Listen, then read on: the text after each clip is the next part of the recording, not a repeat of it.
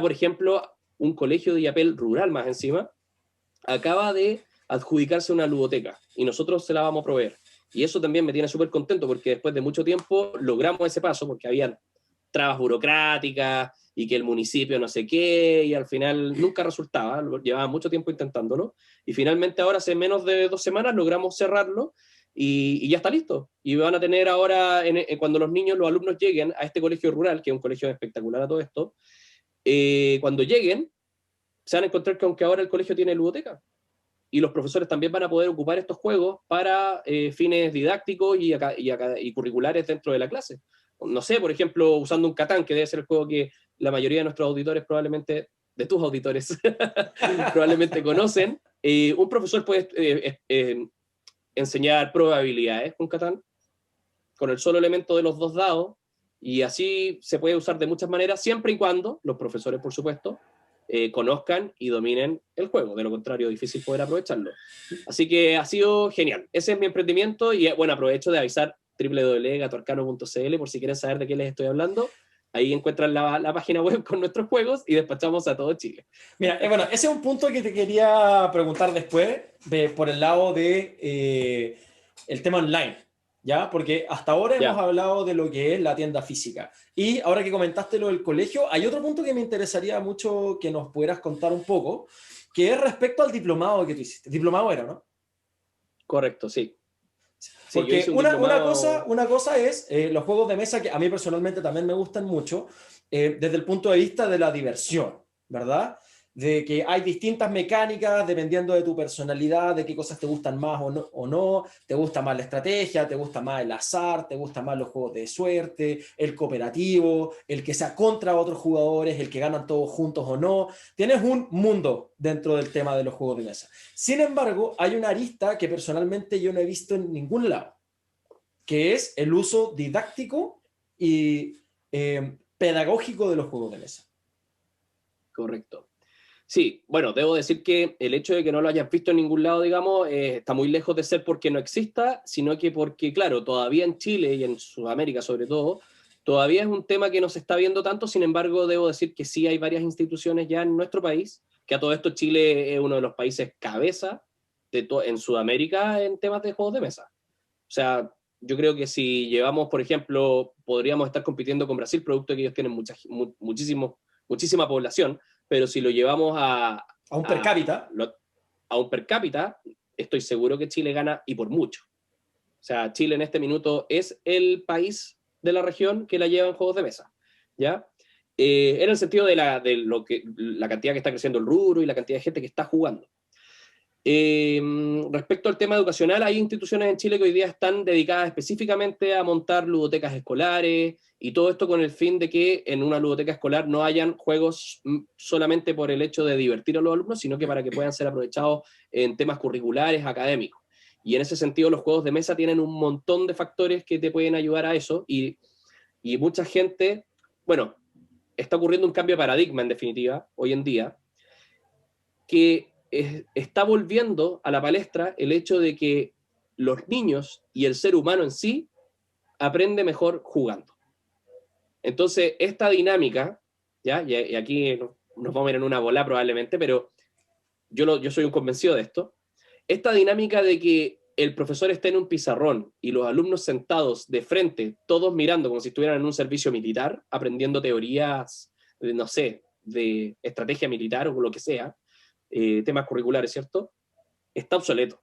Eso era para una época en la que, no sé, post-industrialización, ¿cierto? Post-revolución industrial, donde tú necesitabas un cierto tipo de ser humano, de ciudadano, que fuera productivo para la cadena productiva en la que nos encontrábamos en ese momento. Justamente el sistema educacional actual, el tradicional por lo menos como le llaman, es una derivación del sistema de entrenamiento en la revolución industrial para transformar rápidamente a una persona, a un trabajador agrícola, ponte a alguien del campo, que viene a la ciudad, que quiere meter... Claro, y entonces, ¿cómo lo entrenas rápidamente y lo conviertes en un trabajador industrial? Y de ese sistema de enseñanza rápida, dura, para irte a la fábrica, de ese sistema se deriva lo que hoy día se considera el sistema tradicional de enseñanza. Exacto. No sé si has visto esas fotos. No sé si has visto esas fotos que era como, no sé, los autos en 1920 y los autos en el 2020. Después aparecen, no sé, los aviones y la comparación. Luego aparecen las carreteras, las ciudades, los edificios, un montón de cosas. Y luego salen las salas de clase y son iguales. Y son iguales. Precisamente. Entonces, ¿qué pasa? Bueno, y es ahí donde también han aparecido ahora algunos sistemas educativos menos tradicionales, como hay un nombre, un tipo de colegios, ¿cómo se llaman? La educación... no me puedo acordar ahora el nombre, pero hay algunos sistemas ahí que se escapan. Sí, es algo así como... No me la quiero jugar porque... Pero, ¿Montessori? Sí. Bueno, y deben haber otros sistemas, no me cabe duda. Tampoco soy muy entendido en el tema, no tengo hijos tampoco, aún. El asunto es de que ese sistema educativo ya está quedando obsoleto, sobre todo hoy día, producto del siglo XXI, en la era en la que vivimos, en la que ya eso de ir a trabajar a la fábrica existe, pero ya no es lo más común. O sea, hoy día la gente cuando... ¿dónde están? O sea, hoy día hay gente que vive de hacer videos en YouTube, imagínate. Hay niños chicos que con 11 años ya ganan millones de dólares jugando al computador. Entonces, hoy día hay demasiadas formas para ganarse la vida y sin embargo te siguen educando de la misma manera. Tú quédate sentado aquí, quietecito y escucha al profesor. Y además, hoy en día se está viendo que no es la mejor forma más óptima para que los alumnos aprendan, sobre todo por el hecho de que los alumnos y de que los humanos, las personas, todas aprenden de maneras diferentes, tienen distintas capacidades. Entonces, muchas veces el porro en matemáticas no es porque no entiende matemáticas, es porque nunca las va a entender de esa manera. Pero haz lo que aprenda jugando. Y probablemente va a ser un genio, pero todos tenemos distintas maneras de poder aprender. Y en ese sentido, el juego es algo que para el ser humano es algo natural. ¿Cómo le enseñas tú a un niño cuando es chico las primeras palabras o qué sé yo? Todo es juego. Y si tú te vas ya a un aspecto más instintivo, los animales, todo lo aprenden jugando. Los gatitos cuando son cachorritos, ¿qué hacen los gatitos cuando están con la mamá? Juegan, se esconden, y todo eso es simulando el día de mañana cuando tengan que escapar de un peligro o cuando tengan que cazar su comida. ¿Cachai? Y todo eso es jugando. Y entonces, en algún minuto de nuestra existencia, llegamos a la conclusión, los adultos, de que jugar es una pérdida de tiempo. Jugar es para el tiempo que te sobra, jugar es ocio, jugar es de niños. Y eso no puede estar más equivocado en la realidad. Tú hoy en día puedes enseñarle jugando a un niño, siempre y cuando quien enseña sepa hacerlo. No es llegar y decir, jueguen esto y vaya a ser ingeniero. Sino que tiene que ser alguien que esté capacitado y que tenga las herramientas para poder llevar esto a cabo. Y bueno, yo hice particularmente un posgrado, yo no soy profesor ni nada, soy ingeniero, tampoco soy ingeniero comercial, estudié ingeniería comercial, pero bueno, ya habrá espacio para ese tema quizás. Pero el asunto es de que yo hice un posgrado en técnicas que el posgrado se llamaba Técnicas Lúdicas para el Aprendizaje. Esto lo realizaba el Observatorio del Juego, que si les interesa el tema, googleenlo, el Observatorio del Juego, que es una institución chilena, pero me parece que ahora está empezando a permear en la región, asociado con la Universidad de Viña del Mar. Entonces era como en las instalaciones de la Universidad de Viña del Mar, el posgrado es de la Universidad de Viña del Mar, pero quienes hacían las clases, los profesores eran del Observatorio del Juego. Y yo quise participar, tuve que mandar una carta, una solicitud, todo porque estaba apuntado a gente ligada a la educación. Y yo, como no tenía nada que ver, y mi aspiración de participar de esto era por un tema netamente comercial, de emprender con un negocio, mandé una solicitud y dije, oye, esta es mi situación, me encantan los juegos y quiero, yo ya sabía de esto que te conté un poquito antes sobre la educación, las técnicas lúdicas, lo había someramente estudiado, y cuando vi que apareció este posgrado, que más encima tenía el eslogan así como el primer posgrado en Sudamérica de este tema, me quise sumar, participé, y fue bastante enriquecedor, me gustó mucho. No sé si habrán ya sacado más versiones, pero fue buenísimo y aprendimos harto. Y ahí en realidad me terminó de cuajar este tema de que al final lo que se busca hoy en día, o lo que están buscando algunas personas ligadas al tema de la educación, es empezar a transformar esta forma en que estamos educando hoy en día a nuestros niños. Y poder llevarlos a que ojalá... O sea, imagínate que los niños a lo más les hacen poner una semillita en una servilleta y que germine. Oye, que pongan un huerto, que cuiden un animal, que jueguen juegos, que aprendan jugando hasta una ecuación de matemáticas lo podéis lograr. ¿A ti te pasó, Nico, cuando eras chico, por ejemplo, cuando estabas ahí en el colegio y te pegaste con un juego, por ejemplo, un videojuego, un juego de computador?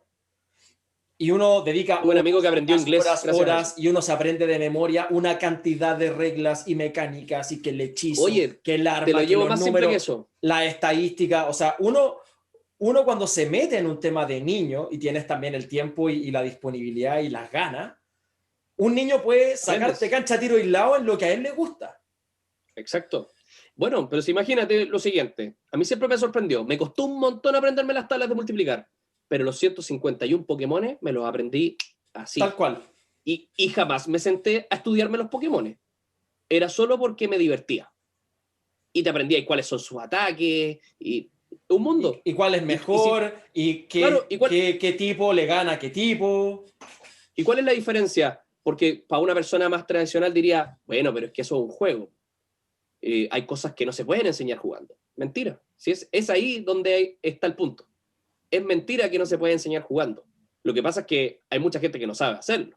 Yo no digo que yo lo sepa, porque yo no soy profesor de partida. Pero, por ejemplo, si yo fuera profesor y me gustaran los juegos de mesa, créeme que lo que más haría es tratar de buscar técnicas lúdicas para que los alumnos puedan aprender de mejor manera y al final se hagan ellos dueños de su aprendizaje. ¿Cachai? Porque cuando tú estés jugando, ¿de qué manera podéis ganar el juego? Jugando mejor. ¿Y cómo jugáis mejor? Manejando mejor las reglas. Y además que no es solamente aprender temas curriculares, porque como te decía yo hoy día, o sea, hace un rato, esto ya no se trata de ir a trabajar a la fábrica, por lo tanto, hay muchas habilidades que no tienen que ver con qué tanto conocimiento duro te aprendiste, sino que cuántas habilidades adquiriste también. En ese sentido, habilidades de comunicación, habilidades de liderazgo, habilidades de empatía. Empatía, Todo lo que son las habilidades importante es la blandas. empatía hoy día? Todo lo que son las habilidades blandas. O sea, cada día las máquinas, los programas, los computadores, las aplicaciones, están cubriendo cada vez más de lo que son los requerimientos técnicos. Y eso hace que en cierto sentido el factor humano sea cada vez más importante, que es uno de los pilares fundamentales en los que se sostienen todas las distintas disciplinas, por ejemplo, de desarrollo personal. La programación no lingüística, la comunicación efectiva, ¿verdad? Se basan fundamentalmente en el concepto de que el poder creador del hombre y de la mujer, obviamente del ser humano, ¿verdad? Es el gran factor diferenciador que nos diferencia de las máquinas, ¿verdad? Una máquina Exacto. puede reproducir una obra maestra musical, pero no la va a poder componer. No. Una máquina va a poder reproducir un libro, leerlo, copiarlo, imprimirlo, enviarlo por mail, multiplicarlo, mucho más rápido que una persona. Pero una Y máquina almacenar nunca más va a poder información de lo que escribir. Pero una máquina nunca va a poder escribir el viaje al centro de la Tierra. Correcto. No tiene imaginación. Exacto. Y lo que sí te quería hacer una pequeña corrección, que la voy a hacer por respeto a mis profesores del posgrado. Ellos hincaban mucho el diente, no sabría explicar bien ahora el por qué, pero no me cabe duda que probablemente más de algún auditor puede saber la razón y lo podría poner por ahí en los comentarios. Hoy día ya no se habla de habilidades blandas, se habla de habilidades para el siglo XXI. Ahí te la dejo. Interesante, interesante. Sí, es interesante, pero es un temón. O sea, es algo que me acuerdo que en el posgrado, y mal yo de alumno porque debería recordar el porqué, pero probablemente sí me esfuerzo, pero ¿para qué vamos a quedarnos en una pausa de silencio yo tratando de recordar algo? Pero en definitiva, que además mi memoria no es la mejor, pero en definitiva hacían hincapié en eso, de que hoy día son las habilidades para el siglo XXI, más que las habilidades blandas, porque las habilidades blandas se confunden muchas con temas asociados más a las emociones, y no es lo mismo en definitiva. Y hay un montón de papers al respecto, y qué sé yo. Pero sí, en definitiva, hoy día hay que ver ese aspecto de que sin duda que van a haber cosas en las que te vaya a tener que sentar y te vaya a tener que aprender una cierta cosa, etcétera. Sí, está bien. Pero los juegos sin duda que son muy importantes. Aparte te ayudan a respetar las reglas. Y en sociedad, pucha que es importante respetar las reglas. Mira, a mí me gustaría hacerte un alcance justamente con eso que acabas de decir, que encuentro muy importante. Porque uno de niño aprende las reglas y busca jugar lo mejor posible dentro de las reglas. Y en la medida que uno puede innovar en nuevas formas de enfrentar los desafíos del juego, sin romper las reglas, obviamente, tú vas jugando mejor. Eso después se extrapola, por ejemplo, a cuando te ves de adulto en la necesidad de resolver problemas o de crear nuevas oportunidades, ¿verdad? Que en general cualquier persona con un poquito de espíritu emprendedor va a buscar las Buscarle la formas de quinta pata al hacerlo. gato. Exacto. Y en ese sentido, lo que dices tú es muy interesante porque el juego es un tipo de experiencia, ¿verdad? Es que esa es la gracia que tiene, que a diferencia de cuando tú, por ejemplo, estás sentado en el pupitre y te están hablando y hablando, no hay experiencia ahí. No hay experiencia. No te genera emociones. Exacto, y eso es fundamental. Porque ¿cuántos ramos universitarios, por ejemplo, te habría tomado aprender todo lo que has aprendido en estos 2 años y medio de emprendimiento?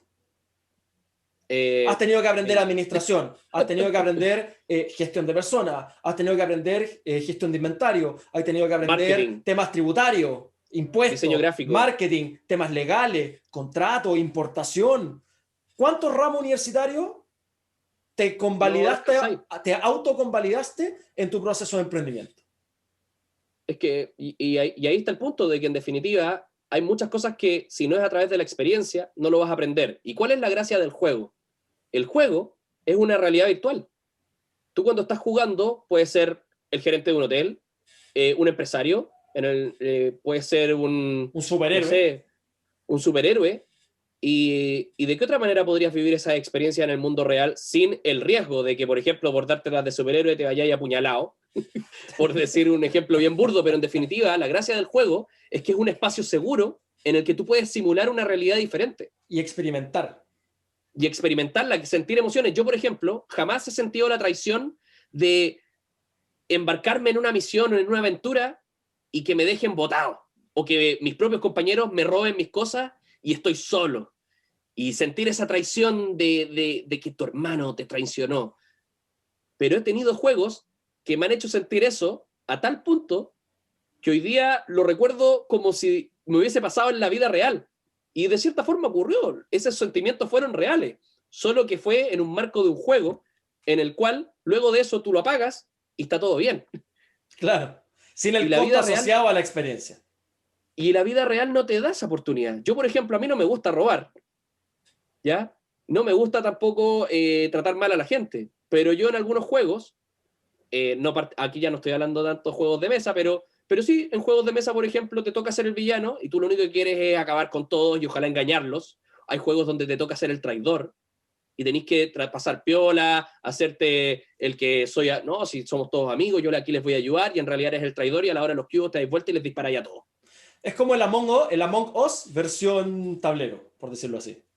Básicamente. Sí, ¿no? Y en videojuegos de Second Life o lo que se te ocurra, hay un montón de formas, pero en definitiva, esa es una de las virtudes del juego, que te permite vivir experiencias muy enriquecedoras y de las cuales se graban. No hay nada más fuerte que una experiencia, que algo que te provoca un sentimiento. No hay nada más fuerte que eso para poder recordarlo y aprender.